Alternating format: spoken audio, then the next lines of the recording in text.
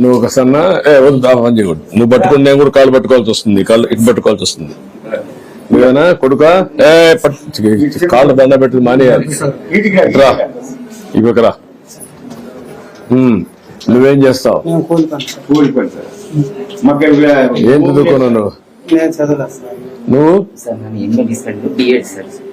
BEd చేసావు, MA BEd చేసావు. నీ భార్య కూడా టీచర్ గా పనిచేస్తుంది. ఎక్కడ? రామ్మా, నువ్వు బిఎస్సీ బిఎడ్ చేసావా? బిఎడ్ కూర్చో. నువ్వు టీచర్ గా పనిచేస్తావు, ప్రైవేట్ స్కూల్ చేస్తావమ్మా. నీ పిల్లలు ఇద్దరా? ఎక్కడ వాళ్ళిద్దరు? రా నువ్వు పాప, ఇంకొకరు నువ్వమ్మా. ఏం చదువుతావు? ఎక్కడ నువ్వు? ఎక్కడ?